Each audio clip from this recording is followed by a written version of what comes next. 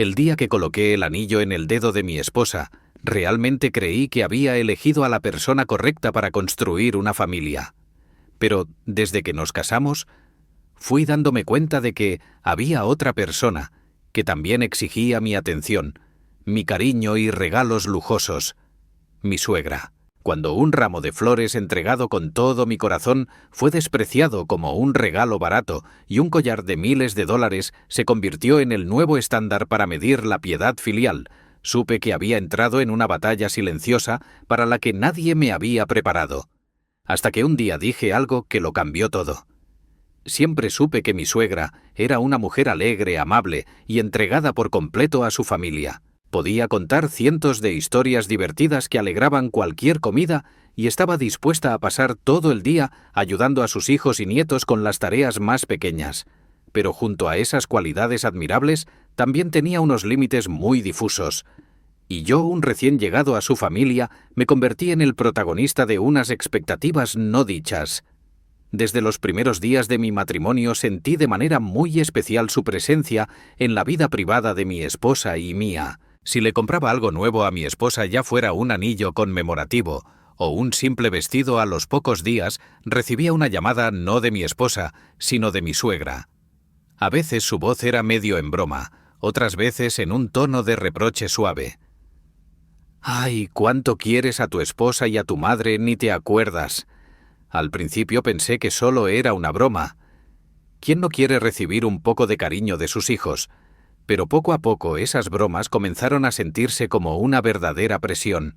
Cada fiesta, cumpleaños o incluso un simple día soleado, si en la casa aparecía algo nuevo como un sofá, una cafetera o hasta un nuevo cuadro colgado en la pared, mi suegra venía de visita y soltaba un suspiro bien fuerte. «Qué lindo está todo, qué bien cuidado. No sé cuándo me tocará a mí tener esa suerte». Aunque no pedía directamente nada, el mensaje era clarísimo: se esperaba que yo mostrara mi gratitud hacia ella con regalos materiales del mismo valor que los que ofrecía a mi esposa. La presión aumentaba porque yo venía de una familia acomodada. Mis padres eran dueños de una fábrica y yo trabajaba como ingeniero. A ojos de mi suegra, mi estabilidad económica significaba que yo tenía la obligación de compartir esa prosperidad con toda su familia. En cambio, la familia de mi esposa no era adinerada. Mi esposa tenía un trabajo que amaba, pero con un salario modesto, y eso parecía alimentar aún más el sentimiento de compensación en mi suegra, exigiéndome cada vez más. Intenté ser paciente. Muchas veces compré pequeños obsequios para ella, pequeños gestos de cariño, pero cuanto más cedía, más crecían sus expectativas. Un ramo de flores ya no bastaba. Un regalo sencillo ya no era suficiente. Las peticiones empezaron a ser más específicas: un reloj, un conjunto de joyas y recientemente un collar que costaba casi todo el sueldo de un ingeniero recién graduado. La situación era como un globo inflándose al máximo, esperando apenas un pequeño toque para estallar, y ese toque fue el regalo del Día de la Madre que elegí con todo el corazón, pero que fue considerado insuficiente. Ante esas expectativas crecientes empecé a preguntarme: ¿estoy construyendo una vida con mi esposa o simplemente estoy intentando cumplir con las expectativas interminables de mi suegra? Solía decirme a mí mismo: solo ten un poco más de paciencia y todo estará bien.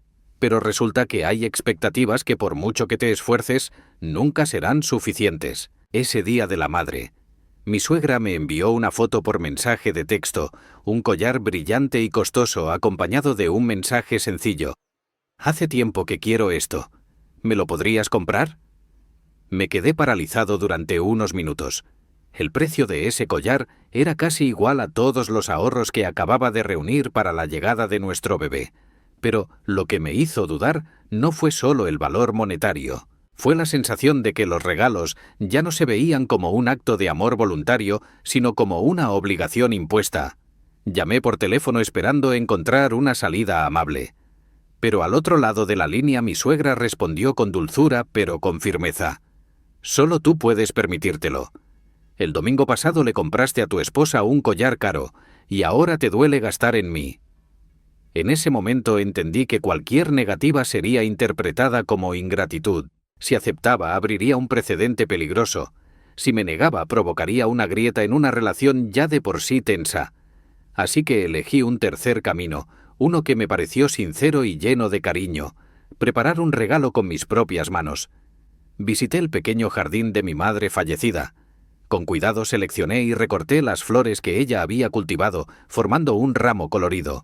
Lo coloqué en un jarrón de cerámica que limpié y pulí con esmero. No era solo un regalo, era tiempo, era amor. Era un pedazo de memoria familiar que deseaba ofrecer a mi suegra, a quien siempre había tratado con el mayor respeto. Esa tarde fuimos a su casa con el regalo preparado. Al principio, el ambiente era alegre. Ella sonreía, nos recibía con amabilidad como siempre, pero noté que sus ojos miraban alrededor como buscando algo más.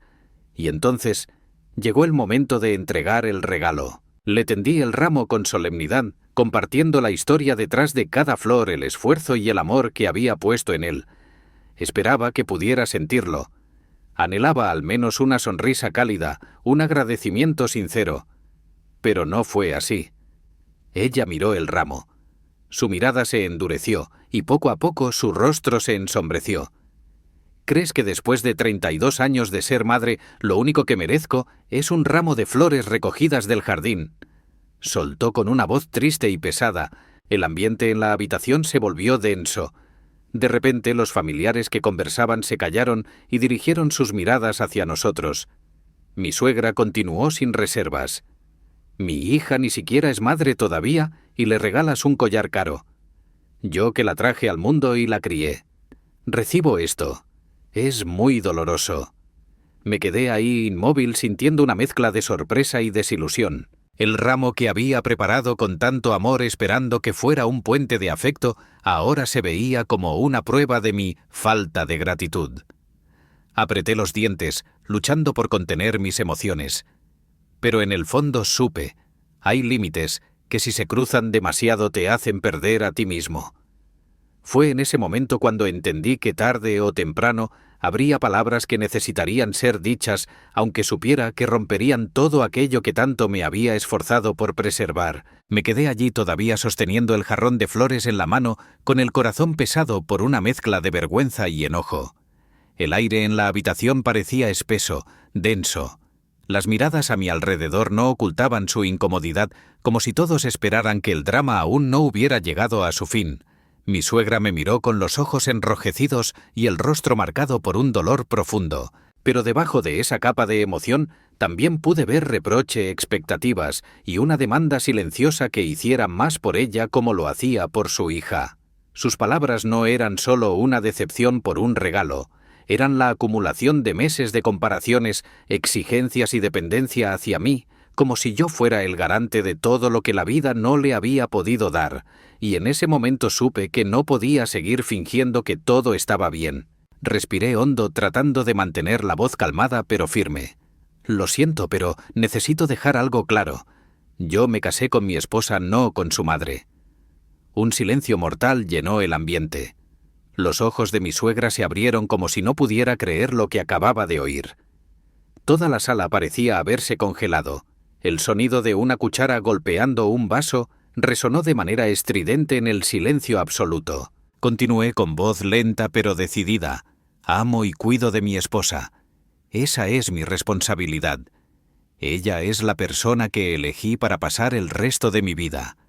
En cuanto a usted, siempre la he respetado y apreciado, pero no tengo la obligación de tratarla como a mi compañera de vida. Sabía que cada palabra era como una cuchillada directa al orgullo de mi suegra, pero también sabía que si no cortaba el lazo de expectativas que estaba asfixiando nuestro matrimonio, terminaría apretándose hasta sofocarlo todo. Mi suegra tembló ligeramente. Apretó los labios. Luego, sin decir una sola palabra más, se levantó bruscamente y se apresuró a entrar en la casa con los hombros temblando como si fuera a estallar en llanto. Por un instante todas las miradas familiares amigos se volcaron hacia mí.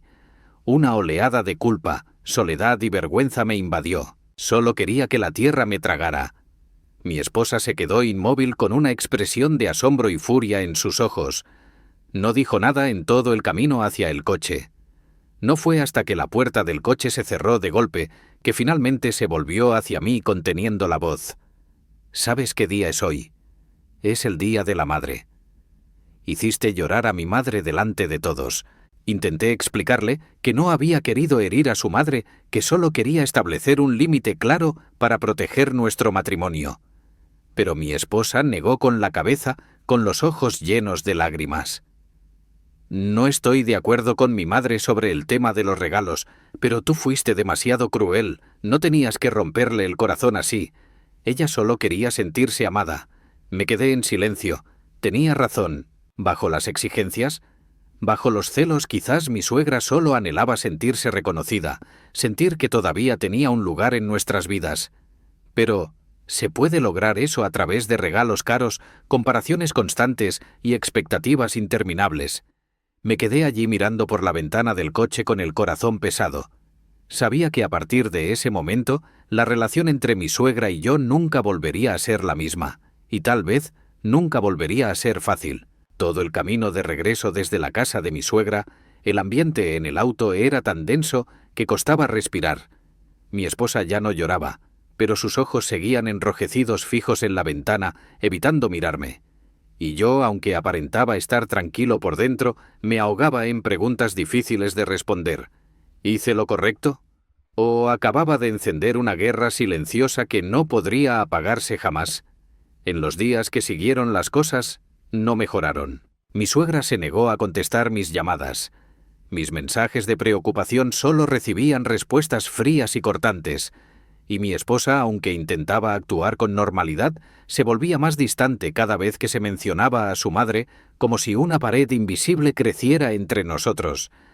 En las comidas familiares hablar de mi suegra se volvió un tema prohibido. Si por error mencionaba algún platillo que le gustaba o una anécdota entre madre e hija, mi esposa callaba y desviaba la mirada como si hubiera tocado una herida que aún no sanaba.